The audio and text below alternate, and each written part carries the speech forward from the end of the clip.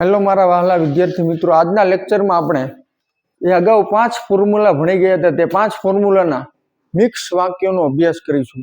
મિત્રો, હજુ જો તમે તે વિડીયો ન જોયા હોય તો મારી ચેનલના પ્લેલિસ્ટમાં જઈને તમે તે વિડીયો જોઈ લ્યો. આજે આપણે આ 5 ફોર્મ્યુલાના મિક્સ વાક્યોનો અભ્યાસ કરીશું, જેથી તમને ખબર પડે કે આપણને કેટલું આવડ્યું. તો અહીંયા ધ્યાન રાખજો. નીચે આપેલ ગુજરાતી વાક્યોનું અંગ્રેજીમાં ભાષાંતર કરો. એટલે આપણે ગુજરાતી વાક્યોને અંગ્રેજીમાં ટ્રાન્સલેટ કરવાના છે. તો આપણે હવે જોઈ. પેલું વાક્ય છે, હું યાદ રાખવા માંગુ છું. તો પેલું વાક્ય છે તે subject plus want oblique wants to plus verb વાળી ફોર્મ્યુલા આપણે જે ભણ્યા હતા તેનું છે. કર્તા એ ક્રિયા કરવા માંગે છે, કર્તા એ ક્રિયા કરવા ઈચ્છે છે, અથવા તો કર્તાને એ ક્રિયા કરવી છે. તો હવે આપણે આનું ભાષાંતર કરી. હું યાદ રાખવા માંગુ છું. હું એટલે થાય આઈ, માંગુ છું એટલે વોન્ટ ટુ, આઈ સાથે વોન્ટ આવશે તો આઈ વોન્ટ ટુ. યાદ રાખવું એટલે રિમેમ્બર, તો આઈ વોન્ટ ટુ રિમેમ્બર. એટલે થાય હું યાદ રાખવા માંગુ છું. એના પછી બીજું વાક્ય છે, મિસ્ટર શર્મા ચૂકવવા માંગે છે. તો આ પણ એ જ ફોર્મ્યુલા છે, વોન્ટ ઓબ્લિક વોન્ટ્સ ટુ વાળી વાક્ય રચના. અહીંયા છું આવ્યું, અહીંયા પણ છે આવ્યું. તો ચૂકવવા માંગે છે, યાદ રાખવા માંગે છે.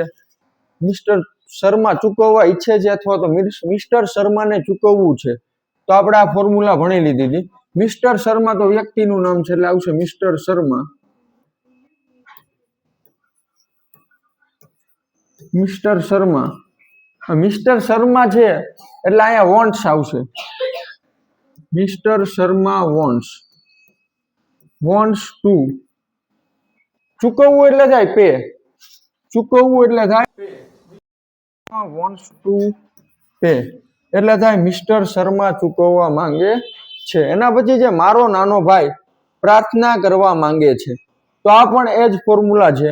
મારો નાનો ભાઈ એટલે થાય માય એલ્ડર બ્રધર. નાના ભાઈને અંગ્રેજીમાં કહેવાય એલ્ડર બ્રધર. તો my elder brother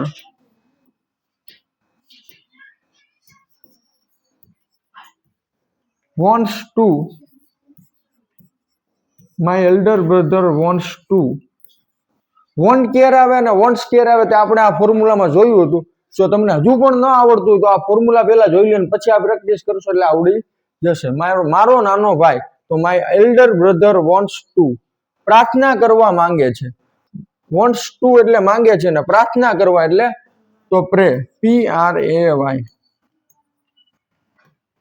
my elder brother wants to પ્રે એટલે મારો નાનો ભાઈ પ્રાર્થના કરવા માંગે છે. એના પછીનું જે ચોથું વાક્ય,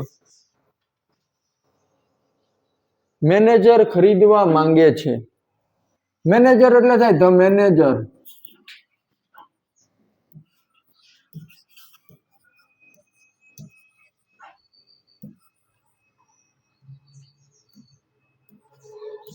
મેનેજર માંગે છે તો આ જ ફોર્મ્યુલા છે. The manager wants to, the manager wants to. ખરીદવું એટલે શું થાય બધાને ખબર છે, buy. The manager wants to buy એટલે થાય મેનેજર ખરીદવા માંગે છે. એના પછી છે મારો મિત્ર સલાહ આપવા માંગે છે. તો આ પણ એ જ ફોર્મ્યુલા છે, વોન્ટ ઓબ્લિક વોન્ટ્સ ટુ વાળી. મારો મિત્ર એટલે થાય my friend, my friend. My friends એટલે વોન્ટ્સ આવશે, કારણ કે હી સી ઇટ અને એકવચન ત્યારે વોન્ટ્સ આવશે, આપણે જોઈ લીધું હતું. My friends, my friend wants two, my friend wants two. સલાહ આપવી તો થાય, આપવું એટલે ગીવ અને સલાહ એટલે એડવાઇઝ. તો my friend wants to give advise એટલે થાય મારો મિત્ર સલાહ આપવા માંગે છે. એના પછી છે અમારા પાડોશીને વિચારવું જોઈએ. તો અહીંયા ફોર્મ્યુલા ફરી ગઈ છે, subject plus should plus verb વાળી વાક્ય રચના. કરતા એ ક્રિયા કરવી જોઈએ, આપણે ભણી ગયા હતા. પહેલી ફોર્મ્યુલા, અમારા પાડોશીને વિચારવું જોઈએ. અમારા પાડોશી એટલે શું થાય તો અવર. અમારા એટલે અવર. પાડોશીને અંગ્રેજીમાં નેબર કહેવાય, અવર નેબર. અવર નેબર NEIGHBOUR, અવર નેબર. જોઈએ એટલે શુડ, અવર નેબર શુડ. અને વિચારવું એટલે થિંક, THINK, અમારા પાડોશીને વિચારવું જોઈએ. તો એનું અંગ્રેજી થાય અવર નેબર શુડ થિંક. મિત્રો આવી રીતે તમે પ્રેક્ટિસ કરતા રહેજો એટલે વાંધો આવશે નહીં. એના પછી આપણે જોઈ મારી બહેનને રાંધવું જોઈએ. તો મારી બહેન એટલે બધાને ખબર છે માય સિસ્ટર.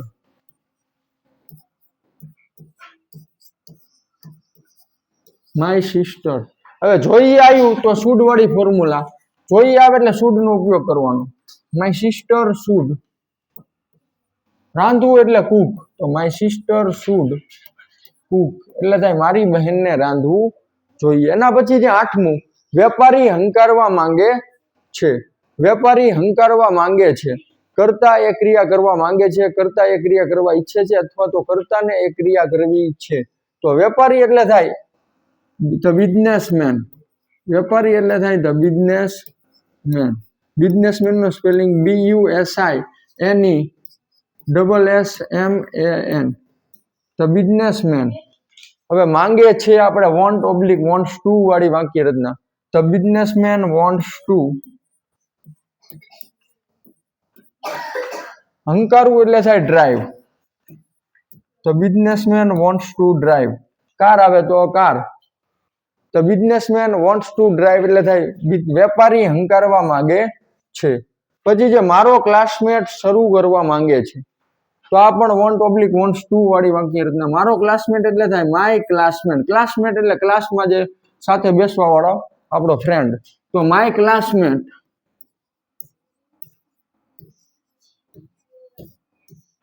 My classmate.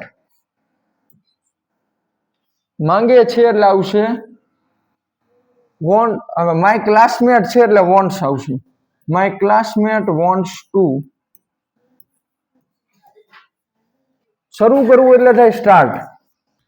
તો my classmate wants to start એટલે મારો ક્લાસમેટ શરૂ કરવા માંગે છે. એના પછી આપણે જોઈ 10મું વાક્ય, અમારા આચાર્યને જાણવું હતું.